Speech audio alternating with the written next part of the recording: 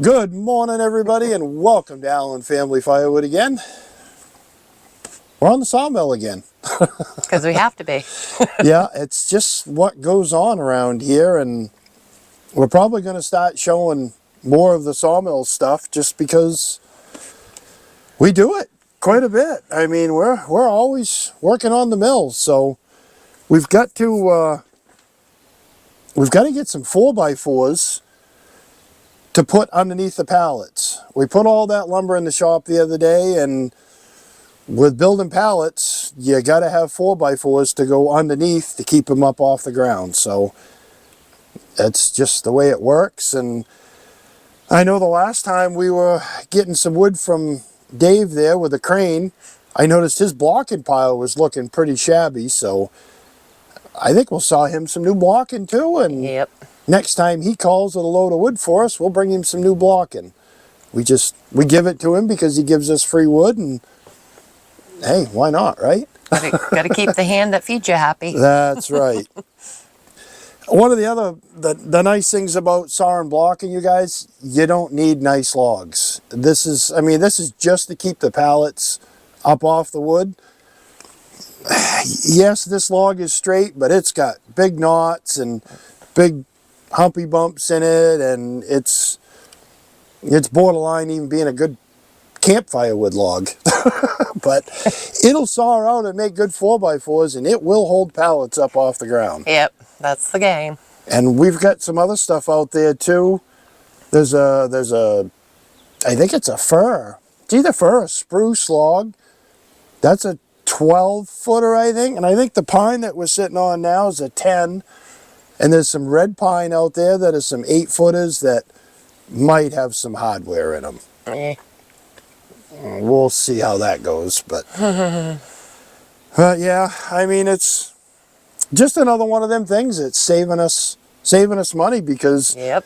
I was over at Lowe's last night and I priced out, they had southern yellow pine 10-foot 4x4s, and they were $17 and change.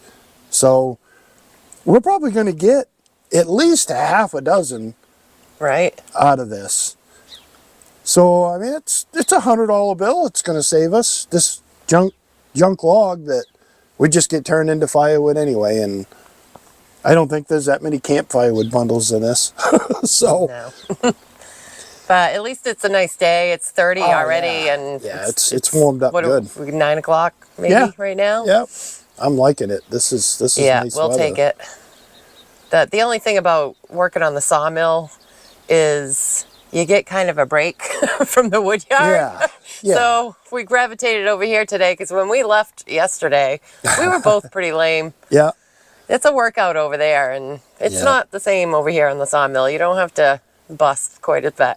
Yeah, I think I went home, and I didn't get home last night till 8 o'clock because I was in there cutting up lumber into pieces and parts for pallets, but I held that couch down for a good honest hour, and I didn't want that couch to run away. We weren't moving all that fast this morning either. No. So No, and we've got crap weather coming here either tomorrow or the day after. next I'm not couple sure. of days looked kind of Looks iffy, like snow, rain mix, bunch of crap. So yeah.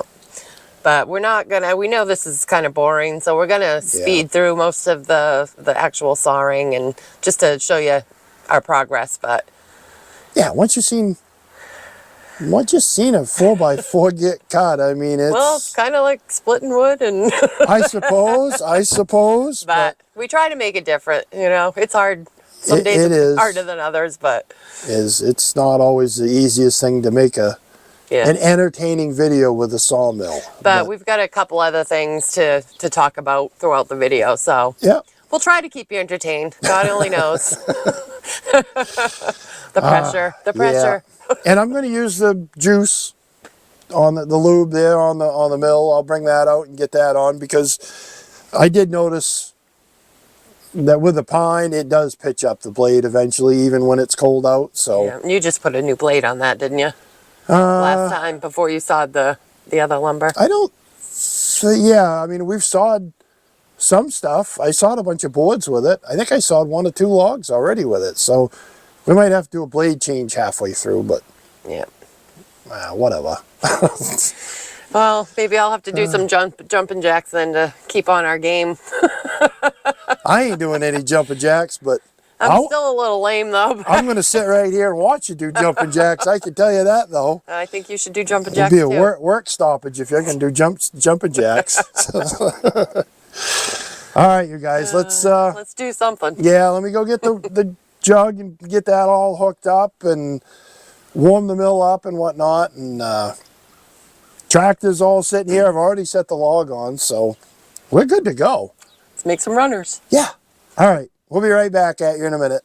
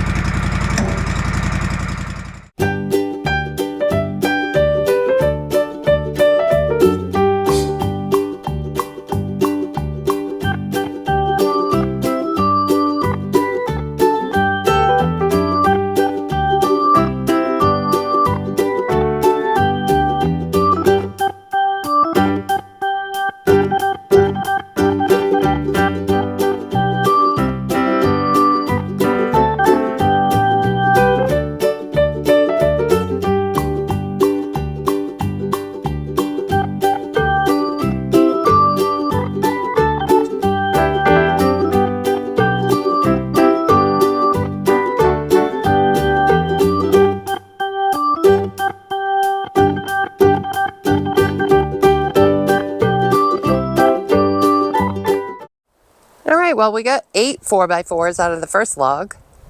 Not too bad. Putting the first load of slabs into the slab pile. And the second log on deck.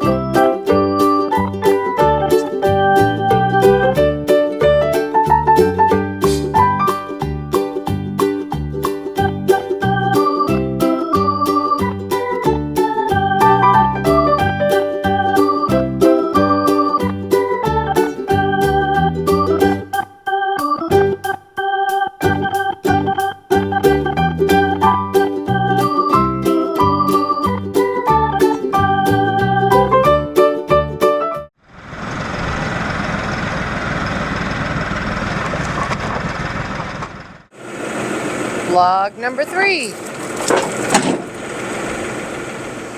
All right, we came in the shop here to take a break, you guys, for a second. The wind was blowing. I don't know if you guys noticed it, because I think it's all in fast motion speed thing there, but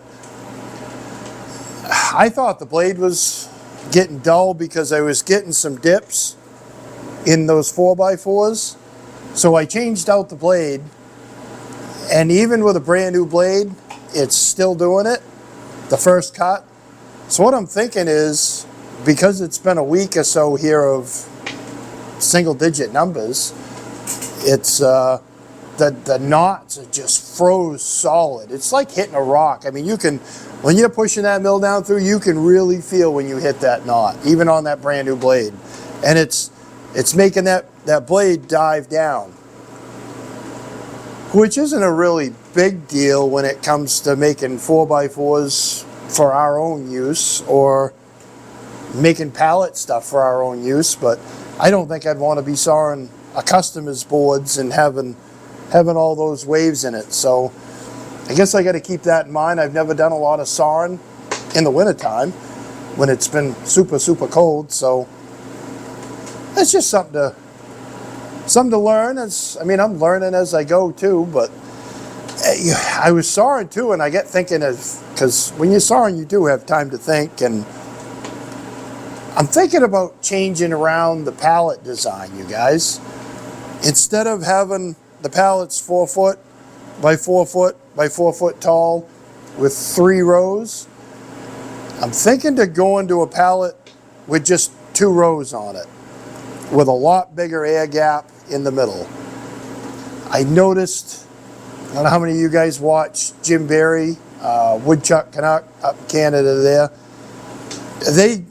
It's a very similar channel to ours. It's a husband-wife team, and they've got a nice Nile kiln that they put their wood into and dry it and whatnot. But when they're putting their wood in their kiln, they've got a gap that's probably at least 6 inches wide to let that air go through. And I think that's key in drying the wood. As much as we try to have a 2-inch air gap with these new pallets that we built, it ends up being maybe 1 inch, because you get some pieces that are long. It happens. Some are touching. Some places there's 2-3 inches gap, but I still want a half cord pallet though. So I'm thinking if I go a 5 foot wide pallet with 2 rows and go 5 feet tall, that's just probably about 3 cubic feet more than a half a cord. We just won't have to if we don't fill the wood all the way up to the string, I think that'll work. But it's just something that I was thinking about out there, and I don't know, maybe if I get done tonight sawing the block, and I'll come in and maybe I'll make a prototype tonight. Can't hurt, right? Maybe we'll try it in the next video. But I just got the wood stove loaded up, and I think we got 5 more of those red pine logs, and they're only 8 footers.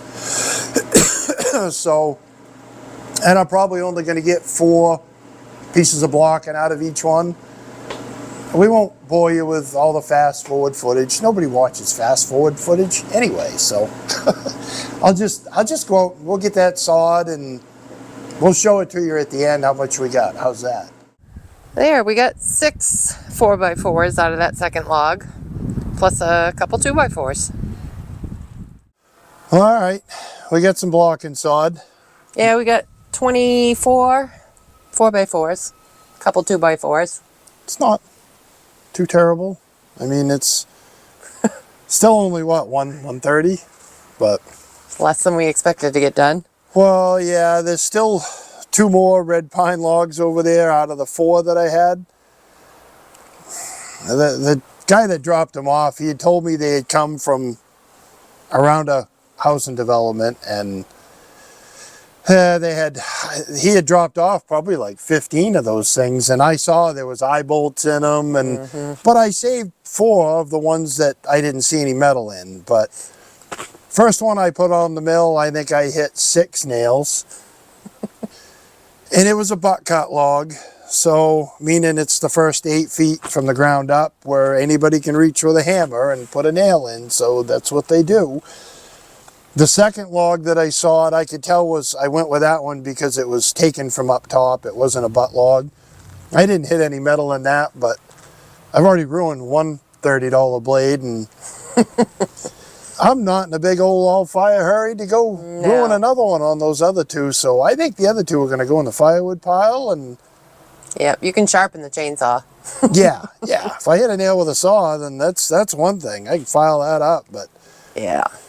hitting them with those bandsaw blades, they're pretty well toast. I mean, hitting 6 nails because I just kept going. So I mean, they can be sharpened. We just have to pay to get them sharpened. So. not after you hit 6 nails. Oh, okay. No, I don't Not believe that one, so. huh? No, I just kept on going. I knew I'd already hit. I hit the first 2; they were within an inch apart, and then I flipped the log, and I got 2 more, and Yeah. the 3rd time I flipped the log, I hit another one, and I'm like, just all right. So we got to call it a day because really it's not worth No. doing that. No, and we've got all kinds of logs up there, but nothing crappy that I want to turn into blocking. I'm not going to turn a good log into blocking. I mean, blocking is reserved for crappy, big knotted, twisty junk stuff. So it's basically firewood that you turn into blocking. I mean, it's worth more to us as blocking than firewood. Absolutely, yeah. Yeah, I mean, at $20 a pop. Yeah. Yeah, for sure. So I think I'm going to go inside and I'm going to cut up more of those pieces and parts that are on the trailer and keep the stove purring along. And I see the temperature was up in the upper 90s when we just went in a minute ago. So that's early in the day for it to be that high. So it is. That's a good thing. Well, I stayed late last night. I Yeah, was you here did. till 7:30 last night, I think, and kept it going pretty good. So that makes a difference. Yeah, sure does. We'll Yeah, probably get up over. Well, we'll have a new all-time high tonight, I bet. probably. Might be getting close to 110 by tonight. We'll see. We'll see. Hopefully. Yeah. But Good enough. So I you're don't going to cut those pieces for the yeah, pallet and... I think I'm going to how build that one of those. works. I'm going to build a prototype. Oh, wow. I mean, I got thinking earlier on those new type pallets with the 2 rows.